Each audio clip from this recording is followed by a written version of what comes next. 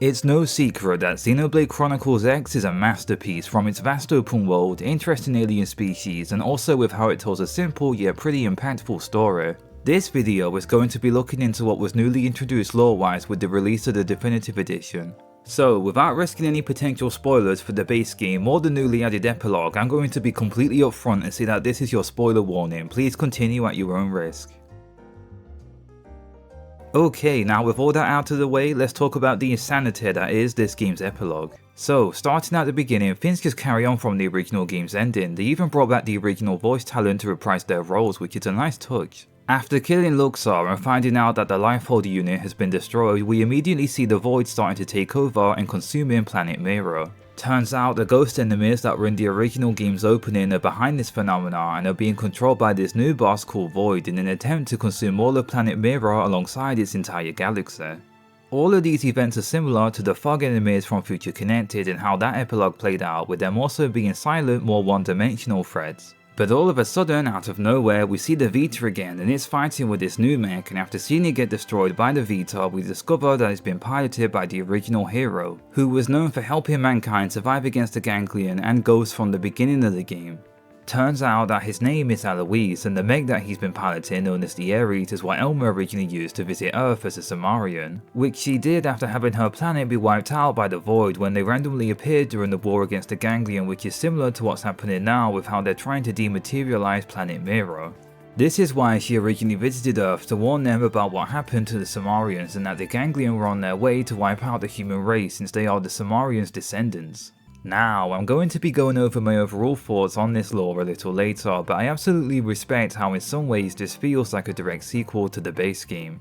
Getting more context behind how Elma visited Earth and how she knew about the Void approaching their planet to wipe them out is a great bit of world building. It doesn't feel too far-fetched and it blends nicely into the lore of the original base game without it feeling confusing. It's with Eloise, the original game's hero, where things start to get huge in terms of lore drops and bombshells, so let's continue with this. Turns out that Eloise, or Al as he's commonly referred to, survived the original war and was sent into a whole new galaxy thanks to his ability to sync up with the Aries. It's at this moment where the story gets very interesting in my opinion, and I understand that this will upset a few fans who played the original game, and let's be realistic for a second, maybe this is a retcon or maybe it was originally planned for the story, we will never truly know. I'm also personally somewhat mixed with the overall lore for this series, since some narratives and reasonings behind the games being connected can be a little far-fetched. But genuinely, as a long-time fan of this series, the way that Xenoblade X Definitive Edition tries to merge together all these games is actually pretty cool. Anyway, so here's the massive bombshell. It turns out that it wasn't the planet that got wiped out in the beginning, it was the entire universe. So instead of just travelling to Mira, mankind somehow managed to travel into an entire new universe. Now, I can completely understand if this makes no sense to some fans and feels like a bit of whiplash, but I'm going to be somewhat defensive on this lore drop. Also, I like how in this moment they reference the other games in this series without it feeling too fanservice, which was an issue I had in Xenoblade 3. Instead, it's just universes that Al saw during his time between galaxies, and it's a nice way to acknowledge those other games without it feeling too forced in my opinion. Anyway, back to my original point, the reason the whole plot twist of moving between universes doesn't feel too far-fetched for me personally is how when you first visit Mira, there are just so many alien races there. Think of it logically, there is just no way that this took place in the same universe that the game started in. Since there is just no way that they wouldn't have discovered these alien races yet, especially with the technology they had thanks to the Samarians, to me it makes sense from this perspective. The technology that mankind has is way more advanced than what we have in the real world, and we've never encountered alien races. It's the kind of plot point that you can't really disprove, and it fits really nicely with the original game's lore whilst acting as a plot twist. I don't want to get too caught up in this lore drop since there is still a lot to look at, and we'll be coming back to this plot point since it's relevant in the game's new ending. So basically, due to the threat of the Void and with help from the Aries' ability to travel dimensions, Noelle crashed the White Whale 2, which uses the Aries in order to move everyone into a new universe. This is all due to the fact that Mira is being destroyed by the Void. This is pretty funny since if you're a long time fan of these games, in particular with Xenogears and Saga Episode 3, the religious imagery here is very much on the nose. You're pretty much just doing Noah's Ark again. I'm pretty sure Elma even quotes a verb from the Bible at some point. They also talk about the concept of Nirvana later on. I don't know, I just found that interesting since I know religion is a theme in a lot of JRPGs, but in the Xeno games in particular, it's been around for a while. Anyway, tangent aside, the new goal is pretty simple. When Void and Al fought earlier, it resulted in Void stealing the cores from the Aries, which look a lot like the Ouroboros symbols from Xenoblade 3. Anyway, you need to get them back in order to make the jump possible between universes. Things start to slow down a little in Act 2 with the epilogue before the climax. A lot of it is just making preparations for the grand voyage alongside fixing up the White Whale too. I have a small issue in particular with this part of the story, and I understand that this content is pretty incredible for a remaster, so I get that there is only so much time that they could have spent developing this part of the story. But I wish that we could have interacted with all our party members to see what they thought of leaving Mira. Especially since a lot of these races are native to this planet, so it would have been interesting to see what they think about what's going on. They do try a little with this concept, having some races like the Napalm wanting to stay for emotional reasons but ultimately leaving the planet. I just wish we got to see more of it, since this game has a great level of visual diversity unlike a lot of other JRPGs. I get that this is asking way too much from this epilogue, but it would have been nice to see that extra bit of screen time from the races that have helped and been with us throughout our journey. Also, another bit of lore that's revealed in Act 2 is that before Al came to this universe, he took a quick stop somewhere else. In a scene that looks ripped right from the ending of Kingdom Hearts 2, you see Lao again, or what I think is his soul. This part of the story is fairly confusing and a little disappointing in my opinion, especially since it was a big tease for this content originally. The whole image of Lao surviving the events of the first game and being washed up on a beach was the cliffhanger ending from the original title and was even in the reveal trailer for the announcement of the definitive edition. It's a very iconic bit of imagery for fans of the original, and waiting almost 10 years for a hopeful answer was a huge reason why I wanted to play this remaster to begin with. What confuses me is that I'm pretty sure that Lao's dead here. It is implied that this is the afterlife in some way, so I guess he never survived, even though in the original game he did, which is strange but fair enough. I don't know, I'll be completely honest here. Lao is still a pretty great character, and I feel like a lot of X's cast is slept on, and if he's happy that he gets to see his wife and kid, then in some ways this is a good thing. I think, I'll be honest, I'm a bit confused on how to feel with this scene since it goes by so quickly. Anyway, moving on, another part of the story of Act 2 that I don't quite understand is that one greeting that Al won't stop saying.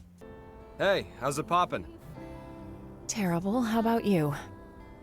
Better than you, in other words, terrific.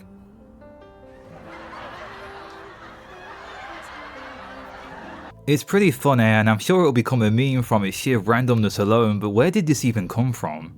Al mentions how he picked up this greeting from someone randomly, and I'm sure this will probably be explained in a future title. I just thought it's worth bringing up since they used this greeting so many times.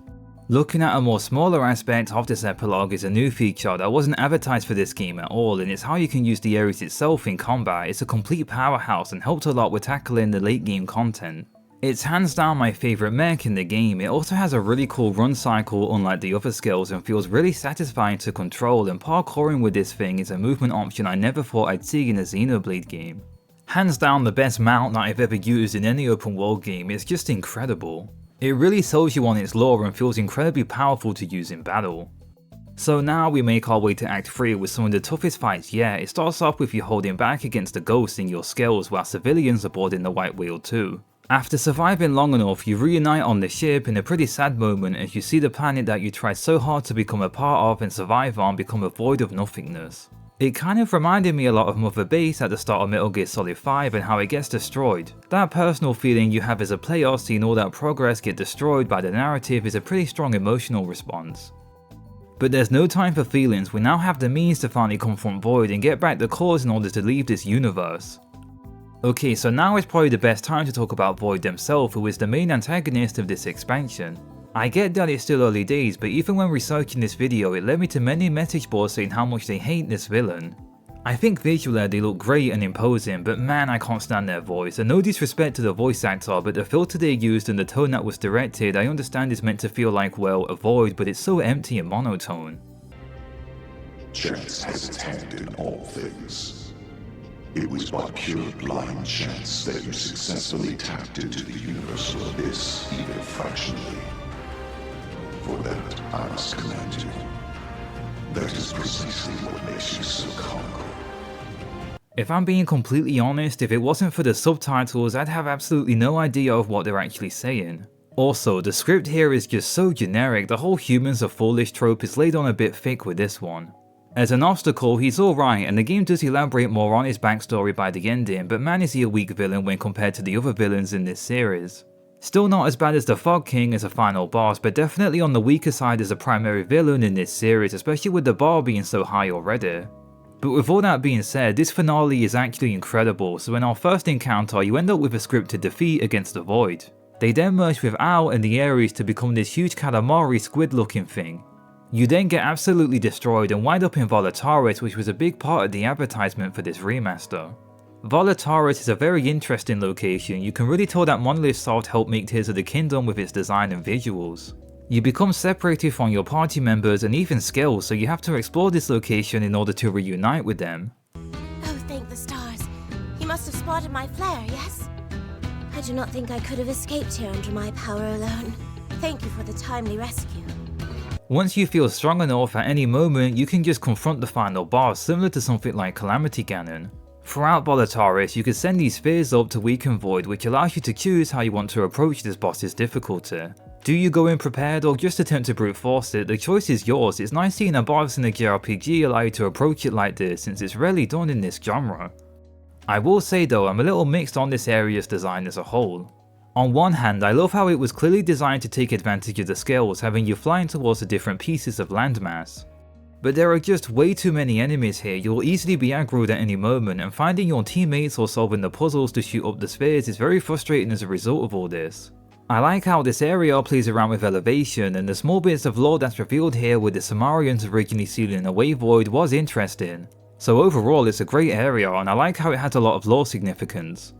So here we are, the final boss of this journey. It's a solid encounter, very difficult, but a huge step up in terms of fighting Luxor from the base game. I hate that boss by the way. It's crazy how they also take the Aries away from you to further add to the difficulty, since for me personally, I was heavily relying on it up until this point. Anyway, if you sent the spheres up to attack him, you're now able to seal and topple Void, which definitely helped in defeating him. You finally destroy Void and free Alois, which surprised me since the way they was writing this character really made me think that they was gonna kill him off at some point, but he survives. Anyway, after all that, you finally take down Void and quickly fend off the ghosts away from the White Whale 2 as it makes its jump between universes. They play around a lot here with the idea of the writers potentially killing off the protagonist, which had me for a moment. I thought this was going to be the first time that they kill off a main character in this series. But thankfully, it turns out that you survived and managed to also make the jump between universes. Afterwards, we find out through Al with his time merging with Void about his origins and how he was somewhat unfairly punished by the Sumerians, which is why he wanted to seek out emotions and find out how death actually feels after being sealed away for so long. Once again, I can understand why he was written as monotone because of this, but I'm not a big fan of it. Personally, not a bad villain, but not a good villain either. Anyway, we make our narrow escape and discover a whole new universe, and it's here where this epilogue ends. Wow, I've just got to say that the finale here is amazing. Sure, there are a few bumps along the way, but the actual set piece of you fending off and protecting the remains of civilization and these other smaller races is incredible. I do wish that we got to spend more time in certain sections to better flesh out ideas, but I'm just gonna say it, I preferred this story way more than Future Connected and Future Redeemed. I'd still say that Torn of the Golden Country has it beat when it comes to the expansions of these games, but my overall thoughts on Chapter 13 have been fairly positive overall. There are a few miscellaneous points that I'd like to bring up, such as the Aries potentially being a vessel of Anima from the Xenosaga games. It's said that the frame is all that originally remained from this machine, with the Sumerians building off from it, so that's my small theory to throw into the lore predictions for future games. There is a ton to speculate on this series, but I'm glad that this story finally fully establishes how each of these games take place in different universes. It's something that fans have speculated for a long time, and Xenoblade 3 does touch on this idea, but I'm glad that it's finally fully established here. I think it's a good narrative device to keep things simple, and hopefully won't lead to them maybe having to overly explain things in the future. My overall thought is that it's still early days, but the way Monolith Soft respected the original source material whilst making references to other games that didn't feel like it overshadowed the narrative was respectable. Xenoblade X still feels like an isolated experience. I won't hark on it too much, but this was a narrative problem that Xenoblade 3 fell into in my opinion. For me, I felt like that game was at its best when it was about Noah, Mio and the gang fighting against an unfair world. The ending of that game really felt like it overshadowed the original story in a desperate rush to explain why the two worlds were connected in the first place. This isn't me hating on the game by the way, I really like it, but my biggest fear with Xenoblade X Definitive Edition was them maybe shoehorning in and retconning certain plot points to line up with the series canon. This is similar to what they did with Alvis in the Definitive Edition of Xenoblade Chronicles 1, having him be a part of the Trinity processor. Anyway, this topic is beyond the scope of this video, but overall this epilogue is amazing, and whilst I've never made a video like this before, I hope my analysis and thoughts were interesting enough as a long-time fan of this series. But what did you think of the epilogue to Xenoblade Chronicles X Definitive Edition? Do you like it when this series is interconnected, or do you prefer when these games are isolated entries? I'm curious. Also, any feedback on this video would be appreciated. Thank you so much for watching, and I hope you have a nice rest of your day.